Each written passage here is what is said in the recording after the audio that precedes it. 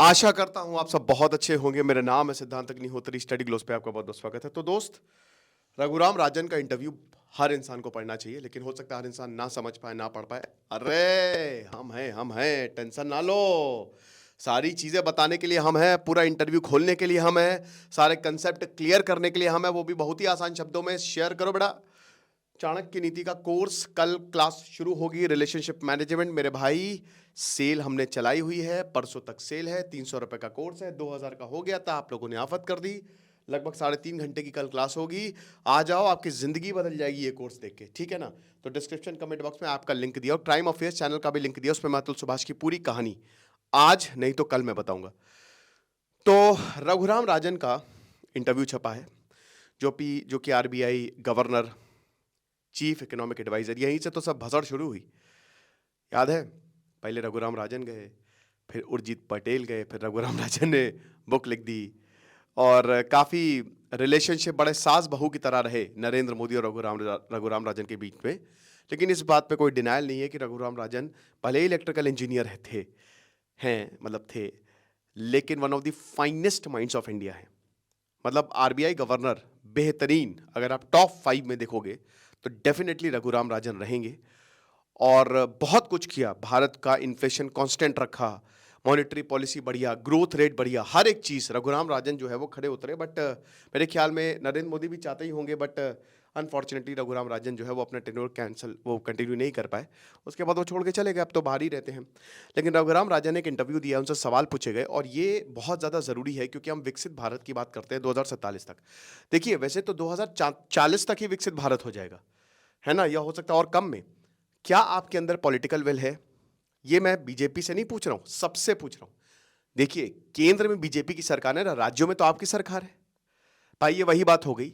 Soviet union, आपको बता दूं कि सोवियत यूनियन के अंडर जितने भी देश थे, वो सोवियत जब था तब बहुत बढ़िया थे, आज उनके हालात बहुत खराब है जब वो अलग हो गए, है ना। तो जरूरी नहीं है कि चीजें वैसी ही हो जैसा आप सोच रहे हो, चीजें बहुत अलग भी हो सकती हैं। अब आधे से ज्यादा भारत में बीजेपी की सरकार तो है नहीं, फिर भी दिक्कतें क्यों हैं, इस पे ध्यान देना पड़ेगा। तो याद रखिएगा, जब भी मैं चीजें बताऊं, आप बीजेपी पॉलिटिकल पार्टीज को लेकर मत सोचिएगा, आप इन जनरल सोचिएगा। सारी पार्टीज का यही हिसाब किताब है। महाराष्ट्र के इलेक्शंस में आपने देखा एग्जांपल, हर कोई फ्री की रेवड़ी बांटने में पड़ा हुआ है, जीते क्या कर सकते हैं। तो सबसे पहला सवाल यहां पे जो पूछा गया है कि लोगों के पर्सपेक्टिव से, टाइम्स ऑफ इंडिया में ये बेसिकली इंटरव्यू छपा था, ठीक है ना, तो वही में, तो फ्रॉम पीपल्स पर्सपेक्टिव जो ओवरऑल अफोर्डेबिलिटी है, ये it could become verse despite the inflation rate coming down. अब यहां पे पूछा है कि देखिए, भारत है, भारत में अफोर्डेबिलिटी सबसे बड़ी चीज होती है। परचेजिंग पावर पैरिटी है ना, $1 में आप वहां पे अमेरिका में कुछ नहीं कर पाओगे, लेकिन $1 में आप पूरे दिन में पेट अपना भर सकते हो। जो मैकडी यहाँ पे आपको मैक आलू टिक्की आपको ₹50 का मिलेगा, वो अमेरिका में ₹150 का है ना। तो ये तो बात सच है कि अफोर्डेबिलिटी एक बहुत बड़ा फैक्टर है, इन्फ्लेशन एक बहुत बड़ा फैक्टर है। अब इन्फ्लेशन जो होता है, महंगाई 4 ± 2 में होनी चाहिए, राइट। 6% से ज्यादा नहीं, 2% से कम नहीं। इन्फ्लेशन तो 6% के अंदर ही है, लेकिन स्टिल अफोर्डेबिलिटी एक बहुत बड़ा इशू है। ये बात बिल्कुल सच है। हर जगह आज मैं देख रहा हूं, एप्पल के फोन है 80% लोन पे है, क्रेडिट कार्ड पे लोग जी रहे हैं, कार हर जगह है। कहां भारत गरीब? अबे लोन ले रखा है सबने, है ना। तो यहां पे कुछ एकेडमिक्स ये आर्ग्यू करते हैं कि जो इन्फ्लेशन जिस तरीके से टारगेट किया जाता है भाई, तो सूट किया ही नहीं जा रहा है। अरे भैया, महंगाई दर कम होगी, इसका मतलब अफोर्डेबिलिटी बढ़िया होनी चाहिए ना, लेकिन ऐसा हमको देखने को तो मिल नहीं रहा है। मतलब इन्फ्लेशन कम है, बट अफोर्डेबिलिटी भारत में बड़ा इशू है। भाई, कोई चीज 50 से 30 रुपए में आएगी तो इन्फ्लेशन कम हुआ ना, आप उसको अफोर्ड कर सकते हो, लेकिन भारत में ऐसा क्यों नहीं है? अदर्स जो सरकार में बताते हैं वो फूड इन्फ्लेशन को इग्नोर ही कर देते हैं कि जो देखिए, सब्जी के दाम जो बढ़ रहे हैं, खाने के दाम जो बढ़ रहे हैं, उसको कई बार इग्नोर भी कर दिया जाता है। तो अब यहां पे रघुराम राजन से पूछा है कि आपका इस पे क्या कहना है। तो भाई देखिए, जब भी हम इन्फ्लेशन की बात करते हैं, whole WPI wholesale price inflation, CPI consumer price inflation. Wholesale जो सीधा होलसेलर को जाएगा, मतलब सप्लाई साइड की यहां पे बात हो रही है, और कंज्यूमर जो आपको मिलेगा, मतलब डिमांड साइड की बात हो रही है यहां पे, ठीक है ना। तो ये चीज हमेशा याद रखिए। तो अब यहां पे बोला है कि देखिए, we target headline inflation CPI, जो हमको मिल रहा है, जो हम खरीद रहे हैं, कोई भी चीज अगर हम दुकानदार से 50 रुपए में ले रहे हैं और वो आगे जाके 80 रुपए में मिल रही है, यानी कि महंगाई बढ़ गई, सीपीआई बढ़ गया, है ना। rather than core CPI inflation. Core CPI inflation क्या होता है? Without food and fuel prices. तो हम हेडलाइन इन्फ्लेशन लेते हैं, लेकिन अगर आप without fuel and food prices को लो तो ये कोर इन्फ्लेशन हो गया कि कोर इंडस्ट्रीज भाई फूड और ये बाकी चीजें हटा दो, ठीक है, तो वो आ गया। अब यहां पे क्या है कि food is such a big part of the Indian consumer भाई, क्योंकि आप खाने ही तो खा रहे हो। चाणक्य बोलते हैं कि सबसे जरूरी है अनाज, पैसे जरूरी नहीं है। कैसे? एक जमीन है जो आपको अनाज दे रही है, उसको मत बेचिए, क्योंकि वो जमीन आपको अनाज हमेशा देगी। पैसे क्या खाओगे उसको? श्रीलंका में देखा ना, लोग अमीर थे, उनको खाना नहीं मिल रहा था। तो बात वही है कि जो इंडियन कंजम्पशन बास्केट है वो बड़ी है, खाना सबसे जरूरी है। भारत का एग्रीकल्चर मार्केट बहुत बड़ा है, भारत में कभी डिसीजन नहीं आ सकता, क्योंकि हम ब्लेस्ड है, हमारा अनऑर्गेनाइज्ड मार्केट है, ठीक है ना। यही अगर हम वेस्ट एशिया में या अमेरिका जैसा, तो हम नप जाते, हमारी हालत खराब हो जाती। लेकिन भारत में खुद का ही मार्केट बहुत बड़ा है, जिसकी रघुराम राजन आगे बात करते हैं। तो बताते हैं कि to ignore is to ignore one of the biggest components of inflation. तो अगर आप इसको इग्नोर करते हैं तो आप इन्फ्लेशन के कंपोनेंट्स को ले ही नहीं रहे हो, right. So it is important कि आप इन चीजों को देखें। तो आरबीआई, मतलब ये आरबीआई बताती है, फिर ये इसके बाद रघुराम राजन कह रहे हैं कि core inflation is coming down. अब कोर इन्फ्लेशन जो है, जब आप फूड और फ्यूल को हटा देंगे तो इसके अलावा कोर इन्फ्लेशन जो है वो कम आ रहा है, ठीक है।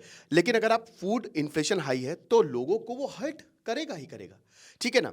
What world are you living in, you don't see the fact that we are hurting. Simple सी बात है ना कि भाई हम ट्रक नहीं चला रहे हैं, हमको इंडस्ट्री, हम खाना खा रहे, एक आम इंसान खाना खाता है, और एक आम इंसान के लिए, कल मैंने आपको मल्टी डायमेंशनल पॉवर्टी पे लेक्चर बताया था कि भारत की गरीबी कम हुई है, लेकिन किस पैमाने पे? बहुत सारे गरीबी के पैमाने होते हैं। तो जरूरी नहीं है कि एक इंसान, मतलब अगर भारत डेवलप हो गया, सब कुछ बढ़िया है, तो जो इंसान है, मतलब मान लीजिए कि कोई भी इंसान खाना खरीद रहा है या खाना खा रहा है, तो उसके लिए अफोर्डेबिलिटी एक बड़ा पार्ट रहेगी, क्योंकि हो सकता है वो गरीब हो। भाई 100 लोग हैं, मान लीजिए 10 लोग अमीर है, बहुत अमीर है, और 90 लोग गरीब है, तो एवरेज तो अमीर ही आएगा। तो 90 लोगों के लिए तो प्रॉब्लम होगी ना। यानी कि एक तरीके से इन्फ्लेशन में फूड कंपोनेंट सबसे इंपॉर्टेंट रहता है, ठीक है ना। आप इसको इग्नोर नहीं कर सकते, आप समझ रहे हैं। उसके बाद अगला सवाल यहां पे पूछा जाता है कि सरकार इस पे क्या कर सकती है इन्फ्लेशन कंटेन करने के लिए। देखिए, इन्फ्लेशन तो आरबीआई कंटेन करती है, सरकार की पॉलिसी वो फिस्कल पॉलिसी बनाती है, मॉनेटरी पॉलिसी तो रिजर्व बैंक ऑफ इंडिया बनाती है ना, और अभी तो नए गवर्नर साहब आ गए हैं, ठीक है ना। तो भाई अब इन्फ्लेशन कैसे कंट्रोल में रहता है? पैसे को लेकर, पैसे को खींचिए, बढ़ाइए, है ना। कॉन्ट्रैक्शनरी फिस्कल पॉलिसी जो अभी हम फॉलो कर रहे हैं, expansionary contractionary monetary policy, expansionary monetary policy, और उसमें आप रेट को एडजस्ट करते हैं, रेपो रेट को एडजस्ट करते हैं, रिवर्स रेपो रेट को एडजस्ट करते हैं, एसएलआर सीआरआर को एडजस्ट करते हैं आप। यही तो होता है। और होता क्या है? मेन रेपो रेट आपका कंपोनेंट है। भाई सिंपल सी बात है, आपको पैसा खींचना है बाजार से, क्योंकि भाई ज्यादा पैसा सप्लाई करोगे महंगाई बढ़ जाएगी, वैसे ही हालात बहुत खराब है। तो जब पैसा खींचना है तो रेपो रेट को बढ़ाइए, भाई बैंक अपने इंटरेस्ट बढ़ा देगा, लोग लोन ही नहीं लेंगे, पैसा हटा मार्केट से। ऐसे ही तो कंट्रोल होता है ना सारी चीजें। तो अब यहां पे बता रहे हैं कि जो हमारा की चैलेंज है, that is the job in creation in our economy. ये रघुराम राजन बताते हैं। बहुत ही बेहतरीन बात जो मैं भी बोलता हूं, मैं बिल्कुल इनसे एग्री करता हूं कि भाई सबसे जरूरी है कि आप जॉब को क्रिएट करो, इन्फ्लेशन अपने आप हट जाएगा। एफोर्डेबिलिटी प्रॉब्लम नहीं है। कोई आईफोन 1 लाख का है, किसी की सैलरी 10 लाख रुपए महीना है, वो आसानी से ले लेगा आईफोन, उसके लिए वो इतनी बड़ी प्रॉब्लम नहीं होगी, ठीक है ना। तो जॉब क्रिएशन इज इंपॉर्टेंट। अब प्रॉब्लम यह है कि वो हो नहीं रही है।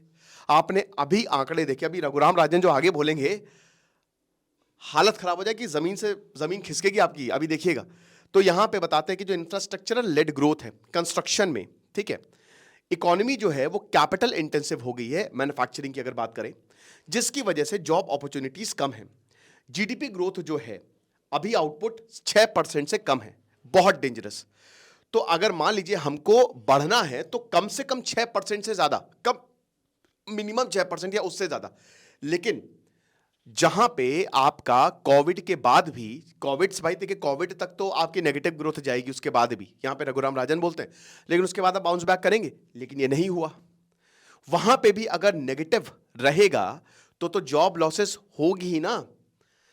भाई पैसा डालो, कैपिटल इंटेंसिव मार्केट हो गया है हमारा मैन्युफैक्चरिंग में, लेकिन मैन्युफैक्चरिंग तो नीचे गई, माइनिंग, मैन्युफैक्चरिंग, ये बहुत अच्छा इस बार जो आंकड़े आए हैं Q2 के, वो तो बहुत ही खराब रहे ना, जो हमारा मैन्युफैक्चरिंग और इंफ्रास्ट्रक्चर सेक्टर है। और जब तक आप इसको डेवलप नहीं करेंगे तब तक जॉब अपॉर्चुनिटीज कहां से आएंगी? जीडीपी में तो आप आउटपुट ही देखेंगे 6% से कम है, डेंजरस। इसी वजह से आपको जॉब लॉसेस भी देखने को मिलती हैं जितना ज्यादा कैपिटल इंटेंसिव होगा। भाई देखिए, सिंपल सी बात है कि ऑटोमेशन का जमाना है, बहुत सारी मशीन्स आ रही हैं, नई नई मशीन्स आ रही हैं, तो आपको ये देखना पड़ेगा। एआई है, एआई लोगों को रिप्लेस करेगा। अगेन एआई जो है वो इन्फ्लेशन एज अ कंपनी, कोई भी चाहे कि हम एआई को ले ले, मशीन को ले ले, इंसान हटे, लेकिन अगर इंसान हटेगा उसके पास पैसे नहीं रहेंगे, उसकी जॉब गई। और अगर उसके पास पैसे नहीं रहेंगे, उसकी जॉब नहीं रहेगी, तो क्या इकोनॉमी चलेगी? इन्फ्लेशन तो बढ़ता रहेगा, इकोनॉमी कोलैप्स हो जाएगी। आप समझ रहे हो? तो यहां पे बताते हैं कि हमारी इकोनॉमी के लिए क्या इंपॉर्टेंट है। इट मतलब what is important is our economy itself is not creating enough jobs, ठीक है ना। मैन्युफैक्चरिंग जैसे एग्जांपल बताते हैं कि ये ज्यादा कैपिटल इंटेंसिव जो है वो ओवर टाइम टू टाइम होती जा रही है, जहां पे वी आर क्रिएटिंग जॉब्स। हम कंस्ट्रक्शन और एग्रीकल्चर में तो जॉब्स क्रिएट कर रहे हैं, नो डाउट, ठीक है ना, लेकिन कंस्ट्रक्शन जो है वो अभी इंफ्रास्ट्रक्चर स्पेंडिंग में बहुत बड़ा बूम लेके आया है, राइट। भाई देखिए, इंफ्रास्ट्रक्चर और कंस्ट्रक्शन ये दोनों एक दूसरे से इंटर रिलेटेड है, सास बहू वाला हिसाब किताब है, ठीक है ना। और दोनों को सिंक्रोनाइज करके चलना। भाई इंफ्रास्ट्रक्चर बढ़ेगा तो कंस्ट्रक्शन सेक्टर बढ़ेगा, ये जाहिर सी बात है, ठीक है ना। तो अब यहां पे जो इंफ्रास्ट्रक्चर स्पेंडिंग में बूम आया है, डेफिनेटली कंस्ट्रक्शन सेक्टर में भी आया, दैट इज अंडरस्टैंडेबल। एग्रीकल्चर की अगर जहां तक बात करें, दैट इज वरीसम, क्योंकि अब देखिए people are going back to agriculture हर डेवलपिंग कंट्री में, because they see less opportunities in other sectors. America, Donald Trump आने वाले अमेरिका में, वहां पे भी सर्विस सेक्टर जो है वो नीचे जाने वाला है। भारत के लिए सर्विस सेक्टर जो है वो एक बून की तरह रहा है। सर्विसेज और मैन्युफैक्चरिंग में जाने चाहिए लोग, लेकिन ये नहीं हो रहा है। देखिए, एक कृषि इकोनॉमी है, अमेरिका चाइना ने क्या किया, कृषि से लोगों को निकाल के मैन्युफैक्चरिंग में डाला, सर्विस में डाला, तभी उनका डेवलपमेंट हुआ। भारत में उल्टा हो रहा है, भारत में लोग वापस एग्रीकल्चर में जा रहे हैं, क्योंकि वही बता रहे ना कि जॉब अपॉर्चुनिटीज मैन्युफैक्चरिंग और कंस्ट्रक्शन में बूम आएगा, कोविड के बाद आएगा, ठीक है, वो कम है, कम रहेंगी, जिसकी स्किल्ड लेबर्स की भी कमी है, जिसकी वजह से एग्रीकल्चर में लोग वापस जा रहे हैं और प्रॉब्लम क्रिएट हो रही है। सर्विस डेफिनेटली क्रिएट जॉब को क्रिएट कर रही है, बट पैंडेमिक में उसने नहीं की। और अभी भी सर्विसेज सेक्टर, जैसे भारत, मैंने क्या बताया, पूरी दुनिया की टेक कंपनीज में आधे भारतीय हैं, ठीक है ना, ये हमेशा चलता रहेगा। लेकिन अमेरिका की अभी जो पॉलिसी आने वाली है उस पर भी बहुत कुछ निर्भर करेगा। सर्विस आपको एक वक्त एक लेवल तक ही जॉब दे पाएगी, हर किसी को जॉब नहीं दे पाएगी, क्योंकि उसमें स्किल चाहिए, रिक्वायर्ड स्किल चाहिए। कोई एआई अगर मान लीजिए, तो भाई मैं एआई का इंजीनियर होना चाहिए, प्लम्बर जो है वो एआई नहीं कर सकता, राइट। और भारत में पॉपुलेशन बहुत ज्यादा है, उस हिसाब से गरीबी भी बहुत ज्यादा है, तो ये समझना पड़ेगा। अब यहां पे अगला सवाल है कि कोविड से पहले भारत की जो ग्रोथ रेट थी वो लेस देन 4% थी, और एक सेक्युलर डी एक्सेलरेशन हमको देखने को मिला जो पिछले 3 साल में हुई है, ठीक है, कोविड के बाद। तो क्या 2021 से लेकर 2020 तक, तो क्या हमने मैसिव जंप ये 3 सालों में देखी है? तो यहां पे बताते हैं, बहुत अच्छा, बहुत समझदारी वाला जवाब जो रघुराम राजन ने दिया है कि जो रिकवरीज हैं they are not immediate. Recovery तुरंत नहीं होती है। बुखार आया, ऐसा नहीं कि अगले दिन ही बुखार जैसे ही खत्म हुआ, कोविड खत्म हुआ, अगले दिन ही नाचने लगे उठ के, टाइम लगेगा, 1-2 महीने टाइम लगता है, ठीक है ना, बीमारी से। तो ऐसे ही जब इकोनॉमी बीमार होती है तो उसको कुछ महीने, कुछ साल लग जाते हैं, कुछ क्वार्टर्स नेगेटिव आएंगे ही आएंगे। कोविड के बाद सब बंद था, एकदम से खुला तो 110% वो नेगेटिविटी पूरी दुनिया के लिए थी, ठीक है ना। लेकिन यहां पे दिक्कत यह है कि 2-3 सालों से आरबीआई ने जो प्रेडिक्ट किया था वो हो नहीं रहा है। आरबीआई ने दोबारा रिवाइज किया, 7.5% से 6.5% पे हम आ गए। ये चिंताजनक है। हमारी रियल रेट ऑफ ग्रोथ 4% है, 6% है, ये देखना पड़ेगा।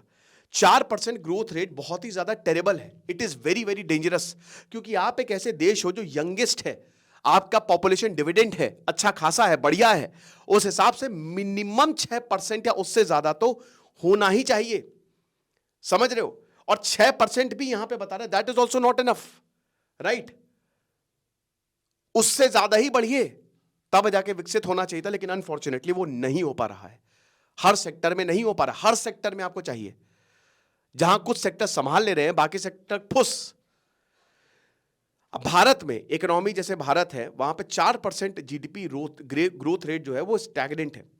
अब शायद स्टैगफ्लेशन एक बहुत ही डेंजरस चीज होती है, जहां पे है ना इन्फ्लेशन का खतरनाक स्वरूप स्टैगफ्लेशन, जो लगातार नेगेटिव ग्रोथ रेट, अनएम्प्लॉयमेंट भयानक।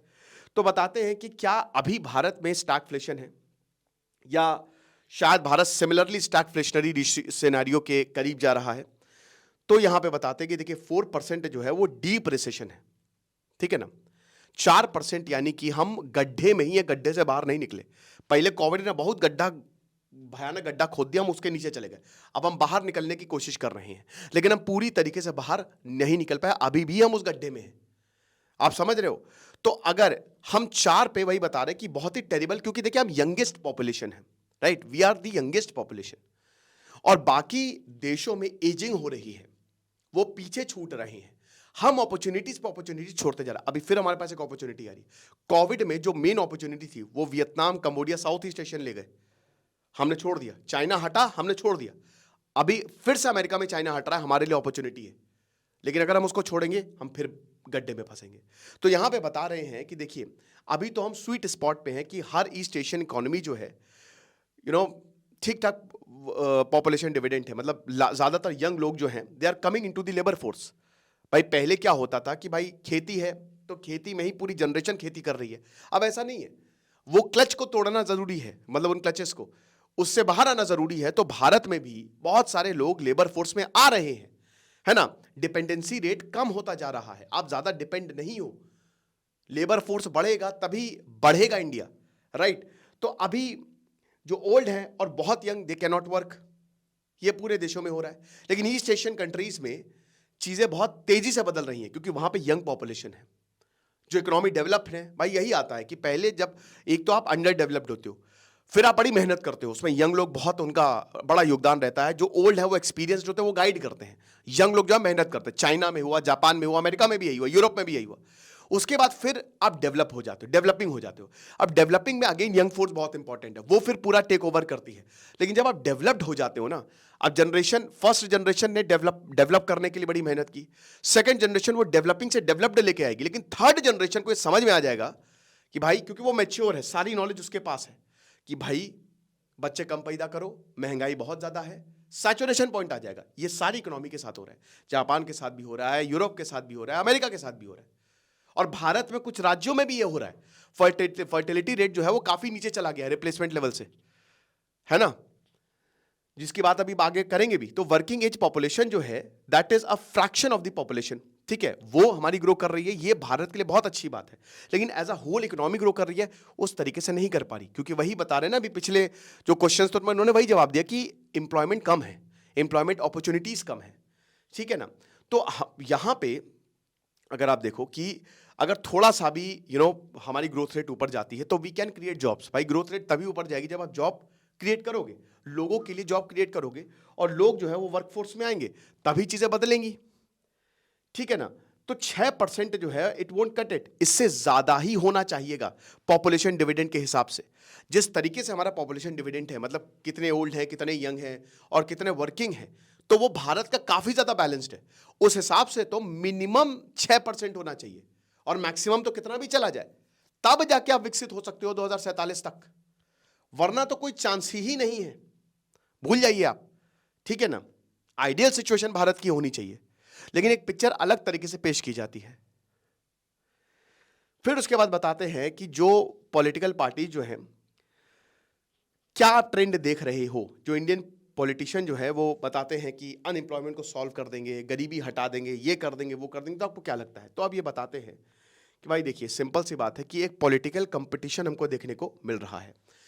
क्या है, महाराष्ट्र, हरियाणा, सब जगह देखिए आप, पैसे डाले जा रहे हैं अकाउंट में। क्या ये सही है? क्या ये सही है? 5,000 में, 6,000 में क्या हो जाएगा? आप बोलेंगे सर बहुत कुछ हो जाएगा, बिल्कुल। एक गरीब है उसके लिए 6,000 महीना, 4,000 महीना, 5,000 महीना, किसान के लिए बहुत अच्छा है। लेकिन आप एक बात बताइए, ये पैसा कहां से जा रहा है? हमारे आपकी जेब से जा रहा है। सरकार टैक्स बढ़ाएगी, हमसे पैसा लेगी, दूसरों को देगी।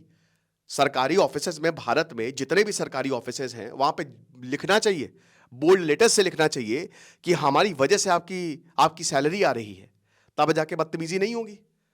है ना? मैंने अभी एक वीडियो देखा था झांसी में एक इंस्पेक्टर साहब थे, वो एक आदमी को इतना पीट रहे थे, उनकी सैलरी आ रही है, उनको बाद में सस्पेंड किया गया, लेकिन एक पुराना वीडियो है। अब इसका इससे क्या रिलेशन? इसका इससे ये रिलेशन है क्योंकि जो पैसे ट्रांसफर किए जा रहे हैं वो हमारे और आपकी जेब से किए जा रहे हैं, जो लोन माफ किए जा रहे हैं वो हमारे आप से जेब के किए जा रहे हैं। क्या ये सही है? कुछ हद तक सही है। आप ट्रांसफर करिए, अगर वो इकोनॉमी को बढ़ा रहे हैं तो, अगर आपकी इकोनॉमी अच्छे से बढ़ रही है तो आप खूब भर भर के पैसे ट्रांसफर करिए और गरीबों को दीजिए, क्योंकि जब लोगों के जेब में पैसे रहेंगे, भाई कोविड में सरकार का अच्छा डिसीजन था, उन्होंने पैसे दिए, लोगों को आप पैसे दीजिए हाथ में, वो खर्च करेंगे, और जब वो खर्च करेंगे तो आपकी इकोनॉमी चलेगी। अगर लोग खर्च करना ही बंद कर देंगे, बहुत ज्यादा सेविंग्स पे चले जाएंगे, जैसे चाणक्य बोलते भी अपनी नीति में कि भारत में सेविंग कल्चर सिखाया गया, कि जो बहुत अच्छा है, इसीलिए भारत में कभी रिसेशन नहीं आएगा। लेकिन अगर पैसा रुक जाएगा तो इकोनॉमी चलेगी कैसे? वो तो डूब जाएगी ना। ठीक है, तो अब यही बात है कि देखिए, पैसा दीजिए आप, लेकिन साथ ही साथ you have to make infrastructure investment. You cannot invest in public provisions of services, better schools, better healthcare. For example, rural roads. Those are things we need for more if we are to grow. गांव में सड़क वैसी ही है. देखिए, सड़कों के हिसाब से नितिन गडकरी अच्छा काम कर रहे हैं, लेकिन आप जाइए सरकारी हॉस्पिटल में, कौन जाना चाहता है? सरकारी स्कूल में कौन जाना चाहता है? नहीं जाना चाहता. सो सबसे first step one, instead of भाई आप पैसे देने से अच्छा है आप इनमें इन्वेस्ट करिए. क्योंकि देखिए, जो गरीब है उनका पैसा कहां जा रहा है? स्कूल में जाएगा. स्कूल तो खैर गरीब बहुत लोग नहीं भेजते, ठीक है. इलाज में जाएगा, उनको फ्री कर दीजिए, उनको फ्री कर. वैसे भारत में इलाज बहुत सस्ता कंपैरेटिवली, ठीक है ना. लेकिन जब आप यहां पे इन्वेस्टमेंट करेंगे ना, तब आपकी रियल ग्रोथ होगी. पैसे दीजिए, हर किसी को पैसे देने की जरूरत नहीं है. आप उनको ऐसी चीजें दो ना जिससे वो काबिल बने, जिससे वो खुद पैसा कमाए, इंस्टेड कि हाँ ये पैसा बांट दो, वो नहीं कर. भाई देखो, मैं बैठा हुआ हूं, मुझे पैसा मिल रहा है, मैं कुछ नहीं करने वाला. ये प्रवृत्ति है इंसान की. आलस फंडामेंटल है. शेर तब तक शिकार नहीं करता जब तक उसको भूख नहीं लगती. तो जब तक नहीं पड़ेगी तब तक उठता नहीं है कोई. याद रखिएगा. हर किसी ऐसे ही सबको नींद आती रहती दिन भर. मैं सही कह रहा हूं कि नहीं? कमेंट बॉक्स में बताना. तो प्रॉब्लम जो है वो स्टेट गवर्नमेंट के पास है. They are spending so much on this. आप सदर्न स्टेट्स के हाल देखिए, वहां पे बहुत फ्री की रेवड़ी का कल्चर चलता है. आप बोलेंगे सर सदर्न स्टेट बहुत डेवलप्ड है. भाई केंद्र सपोर्ट कर रहा है. नीति आयोग की कुछ रिपोर्ट्स पढ़िएगा, मैं डिस्क्रिप्शन में लिंक दूंगा. उसमें यह बताया कि अगर केंद्र कुछ राज्यों को सपोर्ट ना करे, वो बर्बाद हो जाए, वो श्रीलंका की तरह हो जाए. पंजाब हालत बहुत खराब है. डेट टू जीडीपी रेशियो आप देखिएगा सरकार का, मैंने लेक्चर भी लिया था, वो भी डिस्क्रिप्शन बॉक्स में दे दूंगा. आंखें फट जाएंगी आपकी. कहेंगे भाई ये क्या हो रहा है? क्यों? यही जो पॉलिटिक्स. भाई ये तो केंद्र सपोर्ट कर रहा है, पैसा दे रहा है और खैर फिस्कल रिफॉर्मेशन की भी जरूरत है बहुत ज्यादा, राइट. तो प्रॉब्लम यही है कि जो हमारी स्टेट गवर्नमेंट है वो काफी ज्यादा इस पे स्पेंड कर रही है, ठीक है. लेकिन जो really improving the capabilities of our population, वो that is not, they are not spending. कितने ऐसे स्कूल खोले हैं जहां पे वो स्किल सिखाई जाए, वीडियो एडिटिंग की स्किल, एआई की स्किल. क्या सरकार ने कोई इस पे इनिशिएटिव लिया है? क्या सरकार ने बहुत मतलब हर जगह की रोड डेवलप की है? क्या सरकार कुछ ऐसी चीजें जो बहुत जबरदस्त टूरिज्म हब बन सकता है उनमें? भाई मैं कभी एक वीडियो देख रहा था, यात्री डॉक्टर, मैं उनका देखता हूँ ब्लॉग, एक ही है जिनका मैं देखता हूँ, बढ़िया अच्छा लगता है. वो बता रहे थे कि भाई इंडियन एयरपोर्ट्स में किसी को प्रॉपर ट्रेनिंग ही नहीं है कि किस तरीके से उनको हैंडल करना, अगर कोई बाहर जा रहा है तो बस बैठाया, समझाया, हो गया. ये हाल है. अब फिगर आउट योरसेल्फ. तो ये तो यहां मतलब जब इतने बड़े पैमाने पे अगर ऐसा कुछ हो रहा है, तो छोटे पे आप देख लीजिए क्या होगा. सो वी विल लिव और die on the basis of how much we invest in our people, ठीक है. भाई अगर तुम ये कह रहे हो, जैसे बी आर अम्बेडकर थे, अब बी आर अम्बेडकर को पैसे देके हाँ लो भैया पैसे ले लो, लेकिन बी आर अम्बेडकर को स्पॉन्सर किया गया. गुजरात के महाराजा ने बोला कि जाओ पढ़ो बेटा तुम.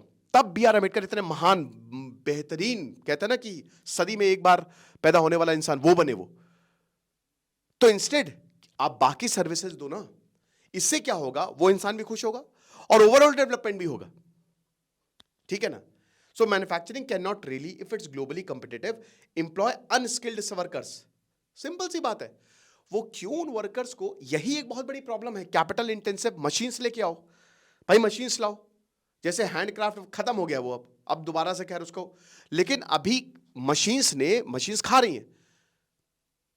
और देखिए, वर्कर्स रिक्वायर्ड स्किल की जरूरत है, जितना ज्यादा स्किल कम होगी डेंजरस। हालांकि इन मशीन्स को भी टेक केयर करना आना चाहिए, वो इंसान ही देखेंगे।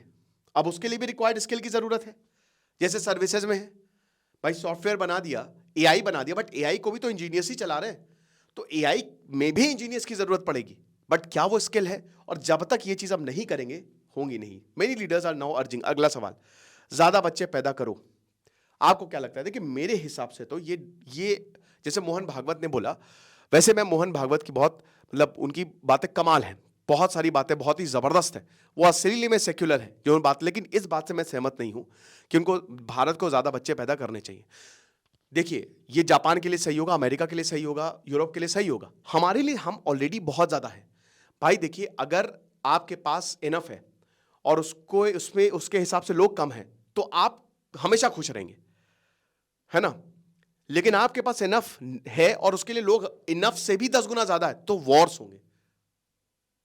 भारत में एक साइड आपको बहुत डेवलपमेंट देखने को मिलेगा, दूसरे साइड आपको झुग्गी झोपड़ियां देखने को मिलेगी, और वहां पे बहुत लोग खचाखच भरे हुए हैं, रिसोर्सेस के लिए मारामारी है। एक साइड तो आपको खूब पानी आता हुआ देखने को मिलेगा, एक साइड पानी की किल्लत। दिल्ली की बात कर रहा हूं, मुंबई की बात कर रहा हूं, चेन्नई की बात कर रहा हूं मैं।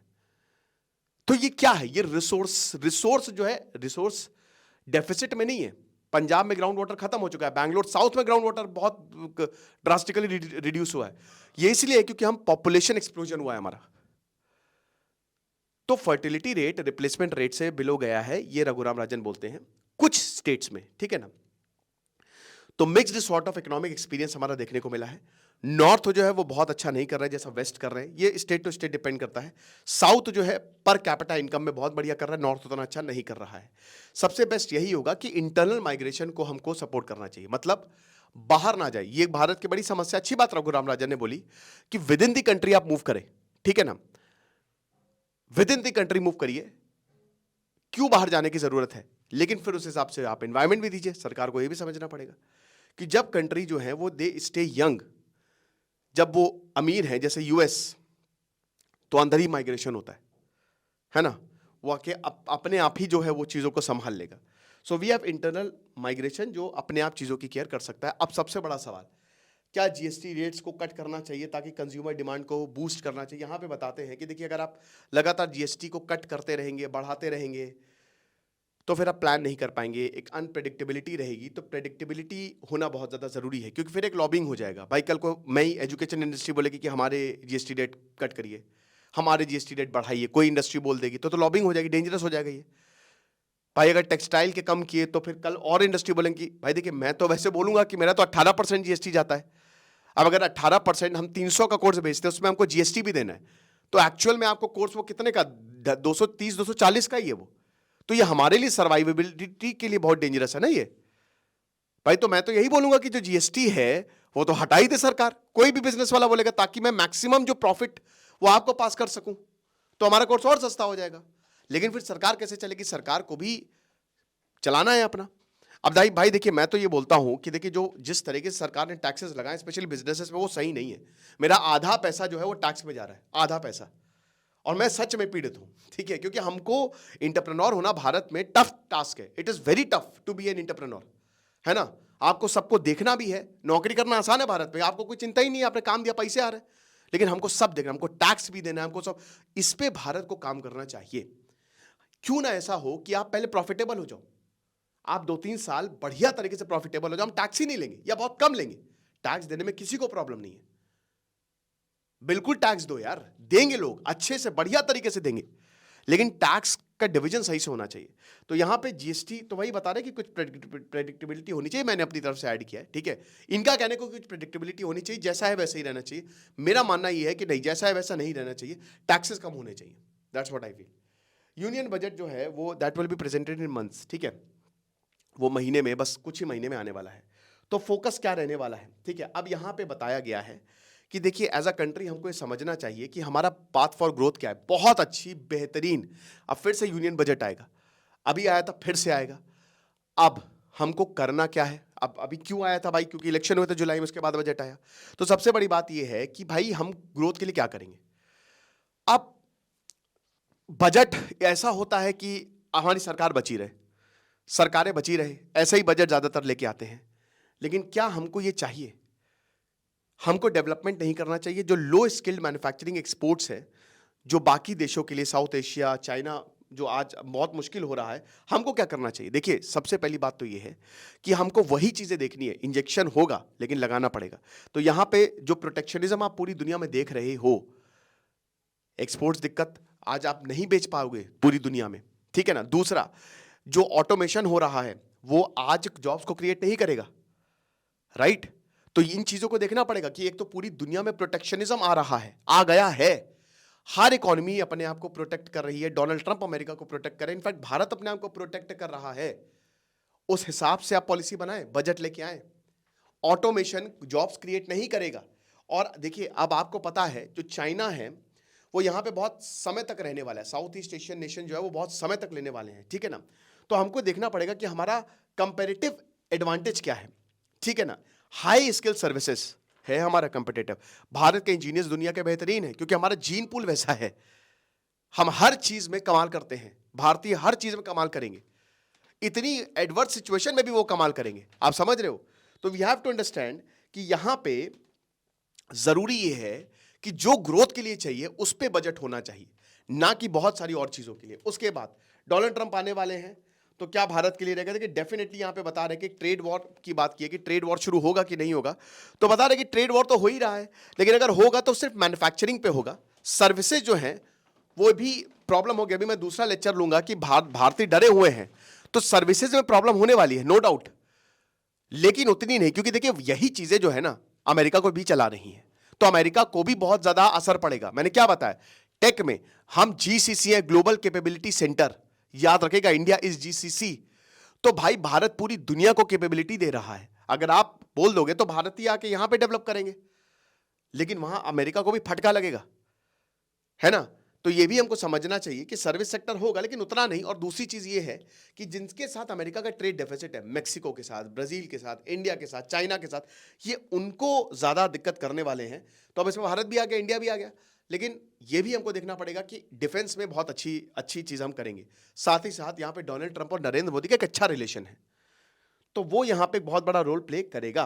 फिर उसके बाद रुपए की बात हुई कि जो रुपये की एक्सचेंज रेट, रुपया लगातार गिरता जा रहा है, तो उसका आप पे क्या कहना है? तो बोला कि देखिए, अब इसको छोड़ दीजिए, आप रुपया गिर रहा है, रुपया गिरने की भी एडवांटेज है, डिसएडवांटेज। हमको इतना ज्यादा रुपए को विजिबल जो है वो नहीं बनाना चाहिए। सिर्फ इन्फ्लेशन को मॉडरेट रखें, रुपए अपने आप जो है वो देख लेगा। तो ये कुछ चीजें थी, आई होप आपको समझ में आया होगा। आप कितने पॉइंट से सहमत है और आपका इस पे क्या मानना है, कमेंट बॉक्स में जरूर बताइए। बाकी कल चाणक्य नीति पे क्लास होगी, फायदा होने वाला है आपको। Thank you so much.